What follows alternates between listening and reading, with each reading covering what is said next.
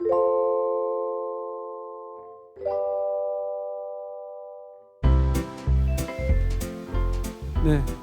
우리 전체 이번에 발표하시는 분들이 다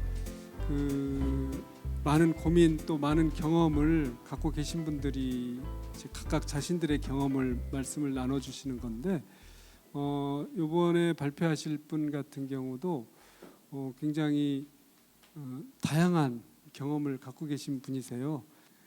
이제 인말 한식 요리사라고 이제 자신의 역할을 개념을 정리하고 지금 특히 농촌에 계신 분들과 많은 대화, 많은 모임 이제 함께하고 계시는, 그래서 참 저희가 앞으로 농부들이 상당히 많은 좋은 내용들을 갖고 있음에도 농부들이 자신의 생산물에 대해서 이야기할 때 딱 두 가지로밖에 이야기를 제가 못 들었어요. 하나는 동의보감에 따르면 내가 생산한 건 어떻다. 또 두 번째는 우리 영양학적으로 어떤 성분이 있어서 어디에 좋다. 그러니까 다 건강 정보로만 말씀을 전달을 하셔서 그 안에 갖고 있는 굉장히 많은 땀과 또 그 과정과 또 거기에 구체적인 감각적인 맛에 이르기까지 다양한 이야기들을 참 풀어내시는 것들이 더 많이 있었으면 좋겠다 생각을 했는데, 그런 이제 활동들을 많이 하시고 계시거든요. 그래서 앞으로 더 이런 지역에서 농부들과 더 많은 맛에 대한 이야기, 음식에 대한 이야기들이 더 늘어났으면 좋겠고, 그걸 기회로 우리 소비자와 만나는 농부들에게 조금 더 힘이 되었으면 좋겠다, 이런 생각이 듭니다. 그래서 일단 더 기다리시기는 그러니까 소개를 하도록 하겠습니다. 자, 농부들의 맛, 농부들을 위한 맛 워크숍이라고 하는 주제로 우리 아브레이수나 대표 하면 요리사 소개하겠습니다. 큰 박수 부탁드리겠습니다. 오전부터 모이셔가지고 들어주시느라고 또 고생이 많으십니다. 다름 아니라 저는 미각 교육을 하자고 이제 김원희 총장님 전화 오셨을 때 한 번은 좀 거절을 했어요. 제가 미각 지도사는 아니고 저는 이제 밥을 짓고 있는 사람이라서 굉장히 조심스러웠고, 그 전문가들 입장에서 봤을 때도요. 그랬는데 이것을 제가 다시 뵙고 이야기를 나누면서 다른 분들과 나의 사례를 한번 나눠보는 것도 좋겠다라는 생각을 했습니다. 그래서 저는 맛 워크숍이라고 이야기를, 미각 교육이라고는 제가 표현을 감히 못하겠고, 맛을 같이 농부들과 본 맛 워크숍으로 여러분들과 제 경험을 나누도록 하겠습니다. 우선 여러분들 앞에 제가 하얀 종지 하나 드렸잖아요.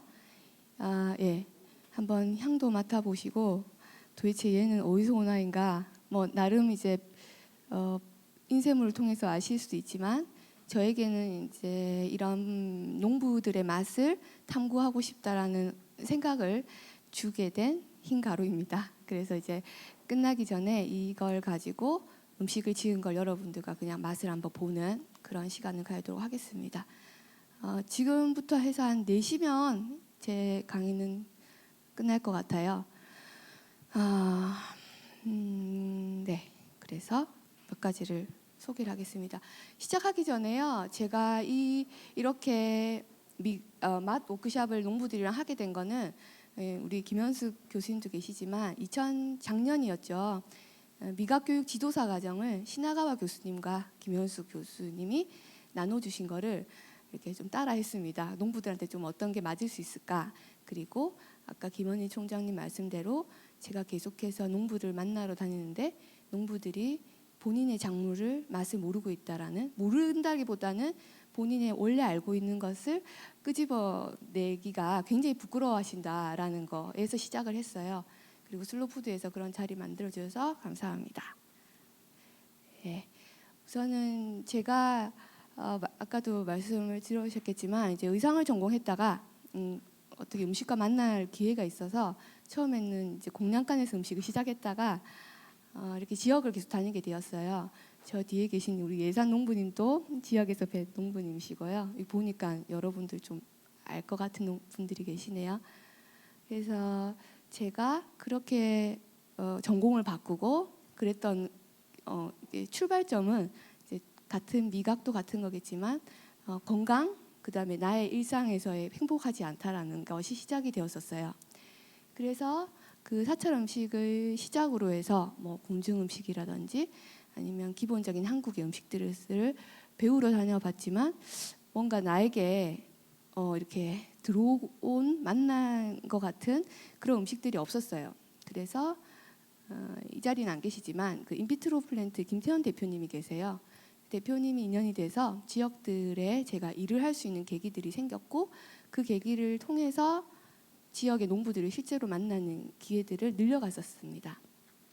그러면서 제가 잡은 한식은 농부의 음식이다. 이게 제가 내린 어쩌면 중간 결론이고요. 죽을 때는 또 다른 이야기를 할 수 있지만 지금까지 제가 다니면서 느낀 한식은 우리의 엄마가 해준 우리 엄마의 엄마들은 다 농부였고 그리고 어떤 귀족층이나 사대부들이 먹은 음식보다는 그냥 밭에서 각 딴 걸로 엄마의 마음으로 해줬던 그 음식이 농부의 음식이다라는 생각을 하게 됐습니다. 그래서 보이시는 것처럼 지역이나 마을의 뭐 잔치 음식이나 아니면 그 절기 음식이라던가 아니면 그때 나오는 계절식들을 기록을 하고 그걸 이제 그래서 입말이라 말씀드린 거예요. 입 구전이라고 말하지만 그 입말, 입으로 전해져 내려오는 한식을 저는 이제 다시 기록하고 그걸 또 요즘에 맞도록 음식을 만들어 보는 그런 일들을 하고 있습니다. 그래서 저 끝에는 우리 더불어농원 토종농부님도 계시고요. 저 위에는 이제 강원도에서 절기 음식들, 그런 것들 그리고 저쪽은 이제 공주에 7월 7석에 먹는 음식이 있거든요. 그걸 이제 할아버지한테 이야기 듣는 그런 시간이었습니다. 그래서 저도 농부들을 저도 배우러 다니는 거라 서로 농부님들을 만나면 서로 반가울 수 있는 게 제가 알 수 있는 걸 나눌 수 있고 저도 농부님을 통해서 배우다 보니까 지역 가는 일들이 저에게는 항상 배움터이기도 합니다. 그래서 저번에 이제 슬로푸드 아시아 구스토 할 때 강원도의 내림 음식을 가지고 같이 워크숍을 해서 나눈 적이 있었습니다. 이런 것들이죠. 예를 들어서 횡성에 사는 김복동 농부이자 할머님이 항상 해왔던 어떤 강원도의 음식들. 이건 이제 산채 콩탕이 있더라고요. 콩을 바로 갈아가지고 두부가 되려면은 이제 간수를 넣잖아요. 두부를 내리기 전에 콩을 갈아서 물 내린 거에다가 간수를 살짝 풀어서 바로 국으로 끓여 먹었던 그런 음식들이 있더라고요. 그리고 이거는 이제 강원도에서 입말로 내려오는 할머님들, 평생 감자 농사만 지으며 살았던 할머님들이 모여 사는 방충마을이라고 양양에 있습니다. 그분들에게 이제 입말로 배워서 도시에서 나눈다거나 아니면 이분들에게 그 식재료로 다른 음식들을 개발해드리고 그런 일을 했습니다. 이거는 이제 상주에서 내려오는 정월대보름 음식. 제가 이런 것들을 선별한 거는 어쩌면 저도 한국 사람이지만 가끔은 나는 정말 한국 사람의 어떤 나의 유전자는 한국 사람이지만 나의 시선이나 생각들은 좀 국외자적인 시선을 가지고 있는 건 아닐까? 그런 생각들이 들 정도로 제가 이렇게 선별한 음식들을 보면 뭐라고 해야 될까요? 꼭 한국 사람만 좋아하는 맛은 아닌 것 같다는 생각이 좀 들었어요. 그래서 이것도 제가 우리 작년 겨울에 아시아 구스토 할 때 일본의 한 교수님이 아니라 그 간장 만드시는 마을의 분이 식재료가 사라지지 않으면 식문화는 사라지지 않는다라는 이야기를 하신 거에 큰 영감이 돼서 저도 한국의 여러 가지 지금 보이는 여러분들 하얀색 가루를 가지고 다른 서양 요리사라든지 요리사들과 함께 다른 음식들을 개발해보고 그런 어떤 시도들을 한번 해보고 있습니다. 이것도 이제 정선에서 농부님이신데 사찰식으로 뭐 9번 덮거나 아니면 쪄서 만드는 여러 가지 조청들, 수제 조청을 가지고 진저 밀크를 만든다거나 아니면 이 생강을 조금 다른 형태로 우리가 쉽게 먹을 수 있는 음식들을 개발하는 것 등 아니면은 덕산이라는 월악산 밑에 있는 산의 덕을 보고 산다 해서 덕산 마을이에요. 그래서 그 마을 사람들과 마르쉐라고 도시시장이 있는데 거기에서 이제 그분들의 식재료로 음식을 개발해서 장터에 나가 본다거나. 근데 그러기 위해서는 저 끝에 원래 있던 한식을 하기도 하지만 식재료를 가지고 조금 다른 시도를 해야 사람들이 그 식재료를 사 먹을 수도 있고 즐길 수 있는 게 생기더라고요.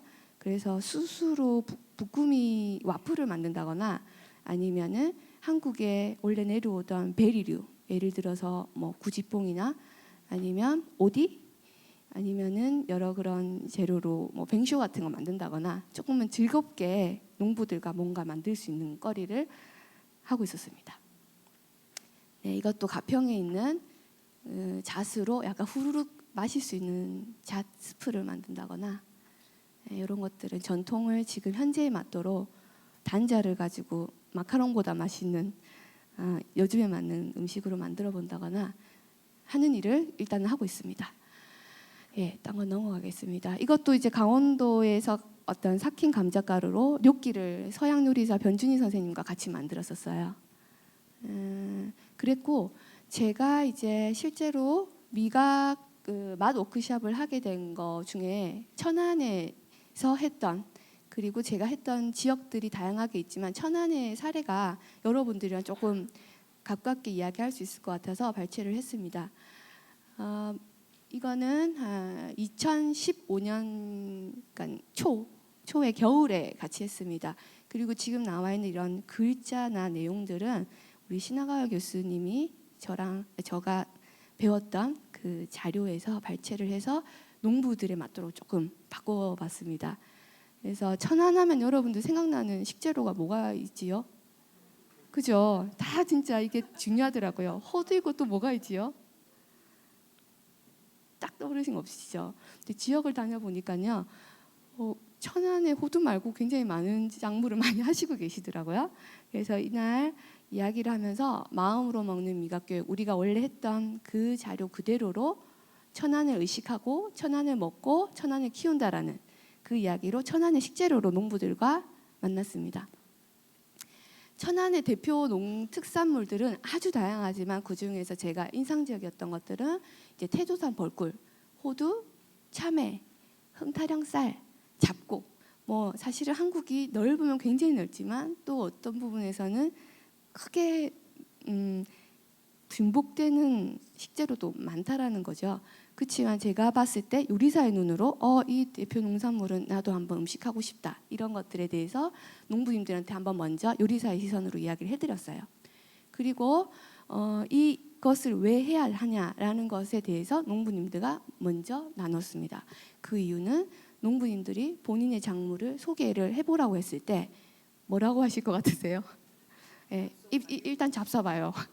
일단 먹어봐요. 우리 게 최고예요. 이거가 한 3-4단어가 팔도에 가는 농부님들이 거의 하시는 이야기들이라는 것이 저에게는 아주 그게 사랑스럽긴 하지만 한편으로는 이건 뭔가 같이 돕거나 혹은 내가 아는 걸 나눌 수 있는 계기가 됐던 것도 있었죠.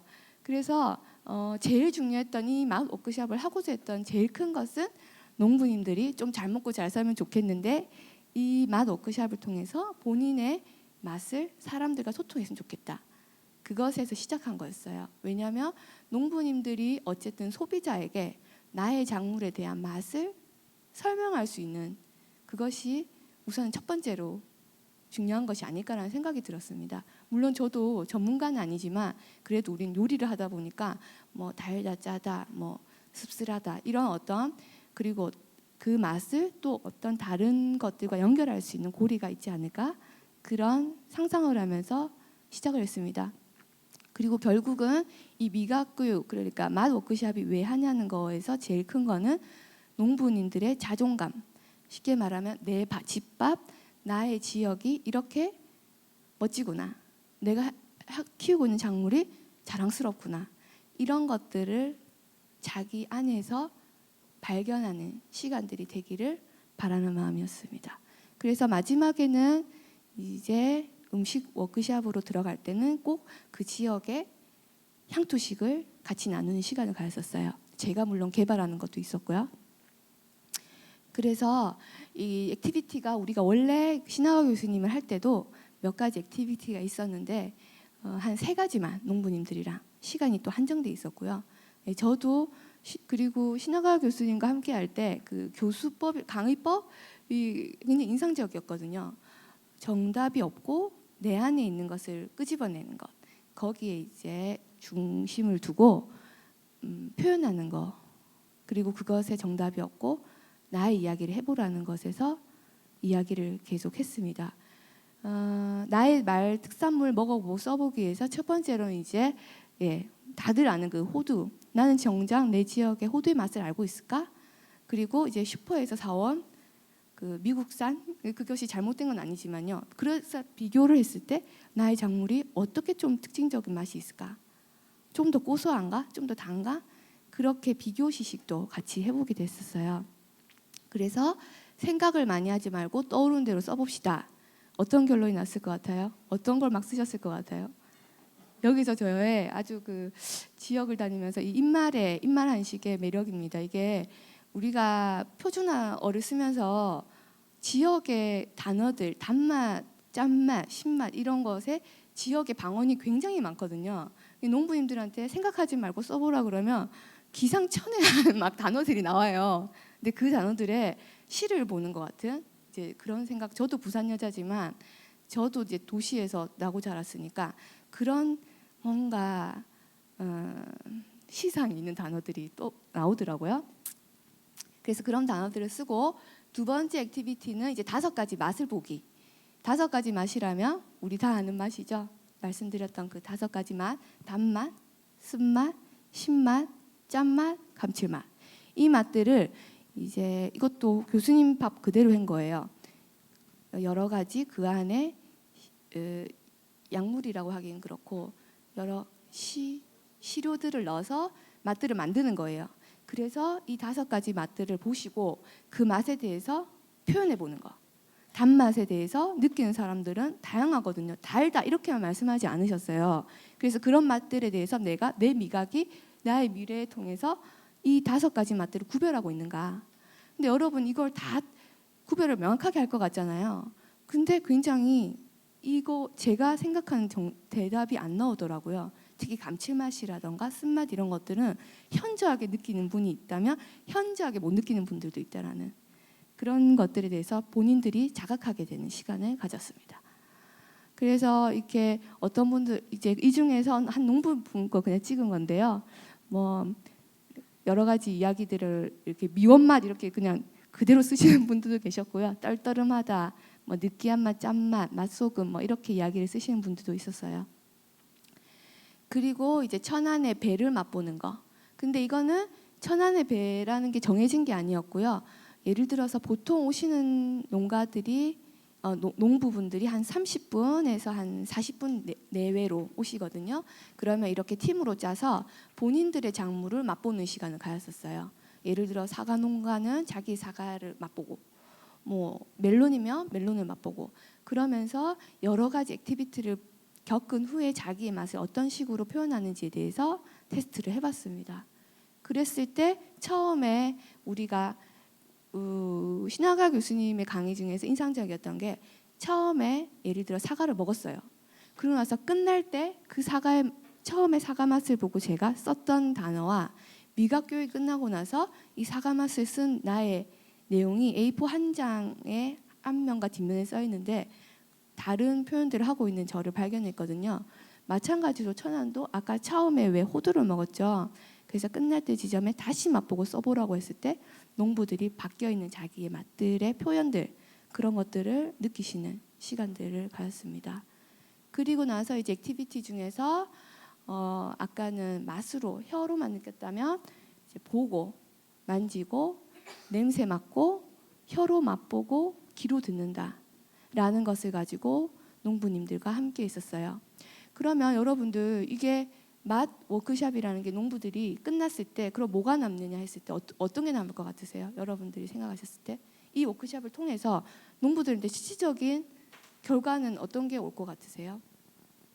예를 들어 첫 번째는 맛을 표현할 수 있다. 두 번째는요? 시각의 변화. 그리고 교수님은 뭐라 하셨죠? 자부심이 생긴다.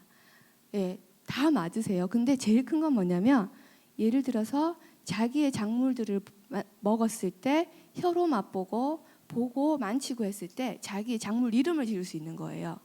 예를 들어서 양송이를 키운 분은 자기 양송이 한 번도 이렇게 자세히 본 적이 없는데 구름빵처럼 생겼다고 생각을 하게 되신 거예요. 그래서 자기의 농가의 상품 이름을 구름빵 양송이다 이렇게 짓는다거나, 또 어떤 분은 자기가 생김이나 냄새가 약간 레몬 향이 난다 그러면 자기를 레몬향 사과라고 짓는다거나, 본인들이 각자가 자기가 깨달은 맛을 아니면 자기의 이웃이 본인한테 이야기해준 그 작물 맛을 가지고 자기의 상품을 패키지라든지 아니면 이름까지도 짓게 되는, 그래서 제가 보는 맛 워크숍은 본인의 감성적인 아니면 시적인 감각적인 것만 바뀌는 것이 아니라 이 맛 워크숍을 통해서 농가의 브랜딩까지 연결될 수 있지 않을까. 제가 보는 농가의 맛 워크숍에서는 그 부분이 시적인 농부분들의 삶에서 변하는 그런 형태의 맛 워크숍을 기대하고 그리고 진행하고 있었습니다. 그래서 호두를 다시 맛보고 써라고 했을 때 아까 보셨죠? 처음에 한 두세 줄 쓰셨다가 계속 쓰고 계신 장면이었었어요. 뭐 감칠맛이 난다, 뭐 진한 향이 난다, 뭐 생거 말렸을 때 향이 다르다, 이런 전과 후의 느낌들을 표현하시는 것들, 그런 변화들이 있었습니다. 그리고 나서 이제 마지막에는 제가 이제 아까도 막 옷 이야기를 하셨지만 사실 저는 예쁜 게 좋아요. 예쁜 게 좋고 멋진 게 좋고 맛있는 게 좋아서 어쩌면 이 일을 하고 있는지도 모릅니다. 그 지점에서 저는 맛을 멋으로 짓는 것이 아까도 말씀드렸지만 브랜딩, 그리고 결국적으로는 그 맛을 멋으로까지 갈 수 있다라는 생각을 하고 있고요. 그리고 저 또한도 이렇게 지금 보이시는 나름 이렇게 보이시면요, 이런 것들도 다 지역의 민예품들이거든요. 그래서 지역의 민예품들은 농부들의 농한기 때 다 손으로 많이 하시던 문화들이 워낙 많았죠. 요즘에는 없어지기도 하겠지만, 그래서 그런 것들로 자기의 농가의 음식들을 차려보고, 그리고 아까 말씀드렸던 뭐 눈으로 보고 자기의 작물을 봤는데 노란색이 약간 겨자색이 났다.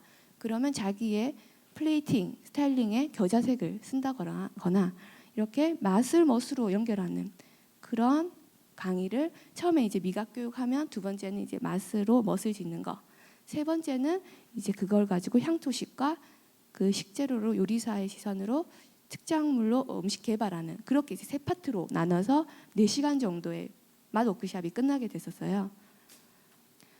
예, 그래서 이것도 다 챙겨오라고 말씀드리면 본인들의 작물이나 아니면 소품들이나 여러 가지 다 챙겨오세요. 그럼 그런 걸 가지고 아까 우리 맛 워크숍을 통해서 이름 지은 농가 이름 같은 것도 다시 써서 세우고, 그다음에 이제 상차림을 하시면 제가 봤을 때 조금 과한 것들은 조금 빼드리고, 아까 맛 워크숍을 통해서 발견된 것들을 다시 조금 넣고, 그러면서 원래 가지고 있는, 제가 소품들은 거의 가져가는 게 없었어요. 보시면 뭐 이런 미네품들 가져가고, 아니면 이렇게 표고버섯이라도 뭐 이 버섯, 저건 밤이죠. 버섯이면 버섯에 원래 크고 있는, 원래 크는 게 나무에서 나면 나무 어떤 소품들을 조금 챙겨가서 영감을 가지게 하는 거. 그래서 제가 없어도 농부들이 본인들의 멋을 지을 수 있도록 조금 코칭해드리는 정도로 강의는 끝났었어요. 그리고 이거는 강원도 어르신들과 함께했던 아까 말씀드렸던 그런 멋을 짓는 거, 그런 것들이 할머니들도 놀라시더라고요. 이런 게 어떻게 그릇이 되지? 했던 게, 여기 밑에 어두워서 잘 안 보이시지만 저 짝대기 같은 거 있죠. 저게 뭔 거 같으세요? 이렇게 돼 있거든요. 예? 맷돌이라는가? 네, 내릴 때 물, 그 이름 뭐라고 하던데? 예? 채다리 맞아요. 채다리.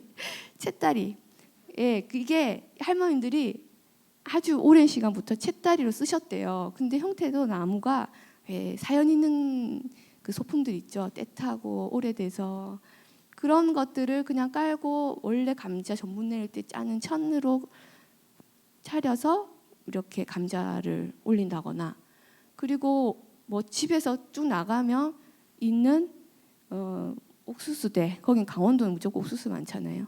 그런 걸로 그냥 뜯어서 위에 음식을 올린다거나, 그분들이 몰라서 보지 못했던 것을 발견해 드리는 거. 그런 부분들이 결국은 맛 워크숍과 다 연결되는 거라고 생각합니다.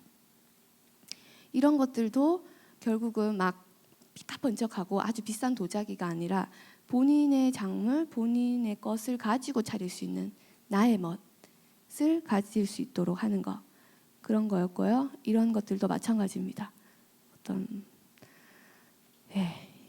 이렇게 이야기하고, 그리고 이제 마지막으로는 동네 맛집기로 해서 원래 있던 농부의 음식, 우리 엄마로부터 내려왔던 집밥, 동네 음식을 같이 만들어보고 그 식재료로 다시 음식을 개발하고, 그렇게 하면 이제 세 번째의 맛 워크숍의 마지막 단계가 오게 됩니다.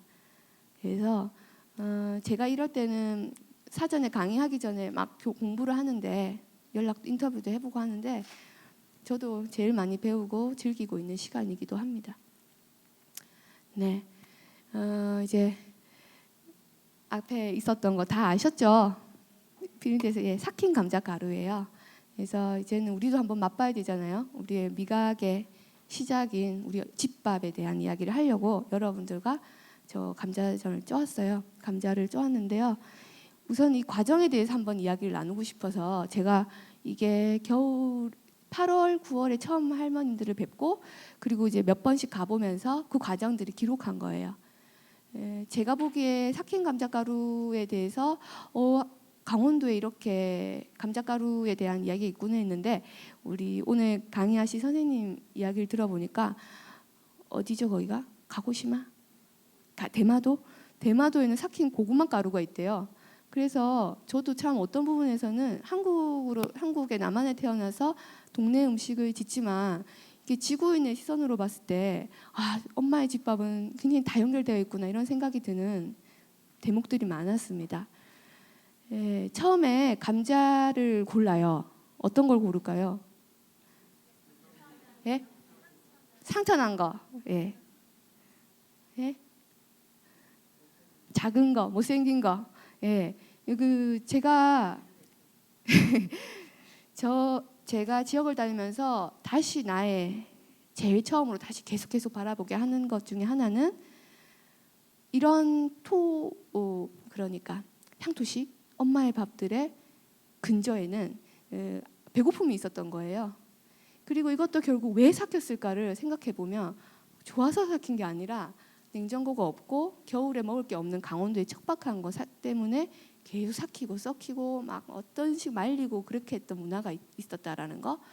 그리고 할머님들한테 이런 인터뷰를 하기 힘든 게, 저런 인터뷰를 할 때 굉장히 괴로워하세요. 본인은 너무 힘들 때 먹었던 음식이고 그 당시를 떠올리는 게 괴로우신 거죠.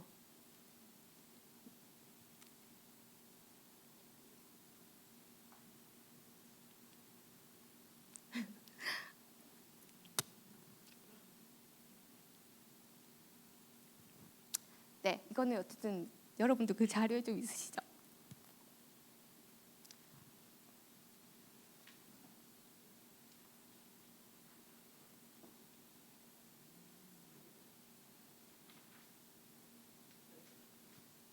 제가 좀 눈물이 많아요.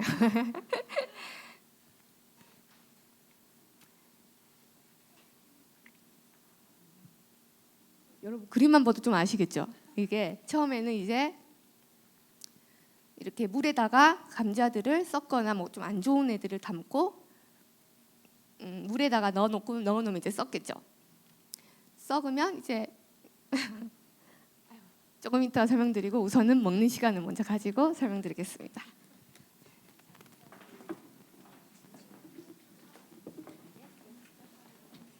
감자를 썩히는 거를 제가 다 썩은 걸 보고 온 사람 입장에서 증언 시간 잠깐 해설. 겨우내 그 물에 담궈 놓더라고요. 그래서 제가 이분들이랑 언제 갔었지? 하 선생님, 제가 언제 갔었어? 5월? 그 물을 한 번도 안 거르고 그냥 그 물 그 상태였어요? 아니면 중간중간에 물을 걸렀어?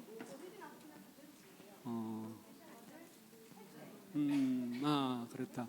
그래서 갔더니 냄새가 엄청나게 나는 거예요. 그 100m 앞에서도 그 썩은 냄새가. 그래서 그거를 어머니들이 그거를 물 넣고 이제 계속 물을 갈더라고. 물을 계속 갈아서 터지더라고요. 껍질 안에서 터진 하얀 그 깨끗하고 물컹물컹거리는 것을 이제 물을 계속 갈아주면서 어느 정도 더러운 물이 나가고 껍질이 벗겨지고 난 그 가루물을 이제 놔두는 그 상태가 되면은 녹마리 밑에 깔아놨더라고요. 그래서 그걸 가지고 아마 그 다음에 또 말리는 과정 다시 하는 걸로 알고 있습니다. 그래서 이거 못 받으신 6개 조로 나눴는데 못 받으신 분은 없어요? 맨 뒤쪽 이거 가져가시겠어요? 하나 맛있게 시식하시기 바라고요. 네. 맛이 어떠세요? 괜찮으세요?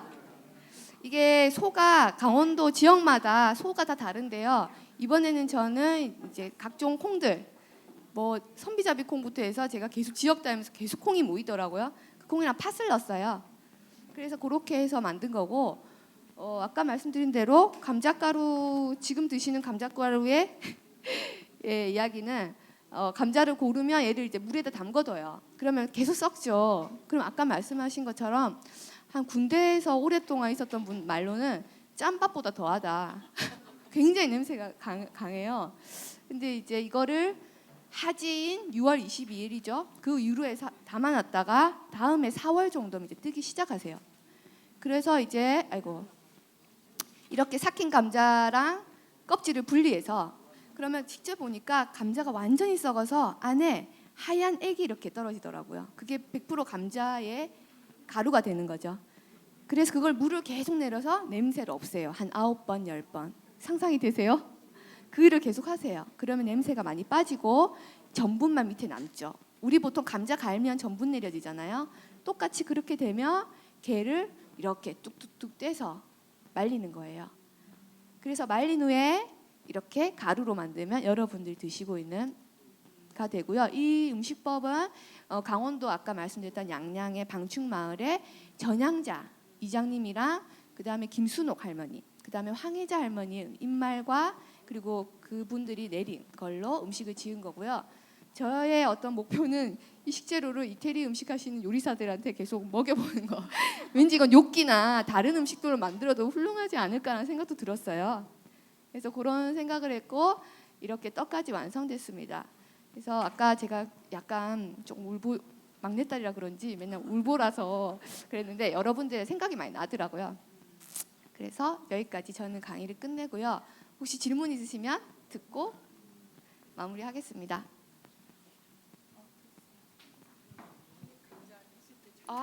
차예요. 예, 이거 우리 판매하는 감자는 만드는 과정 자체가 달라서요. 실제 이렇게 만들면 돌처럼 굳어버려요. 이렇게 고무 우리 지우개, 말랑한 지우개처럼. 그리고 실제 이건 판매도 하고 있으니까 삭힌 감자가루 사실 분들은 저에게 알려주시면 이장님을 연결해드리겠습니다.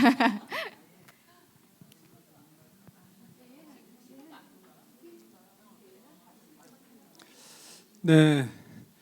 그래서 이 감자 가지고 마르세에서도 도시농부 시장에서도 판매도 했고 또 직접 워크숍을 그 마을 회관에 가서 하고 행복이 가득한 집에 그 기사도 싣고 이제 그런 아주 시골의 향토적인 소재들을 많이 소개하고 있는 일을 하고 계십니다. 우리 한면 선생님 다시 한번 박수 좀 부탁드리겠습니다. 네, 고맙습니다.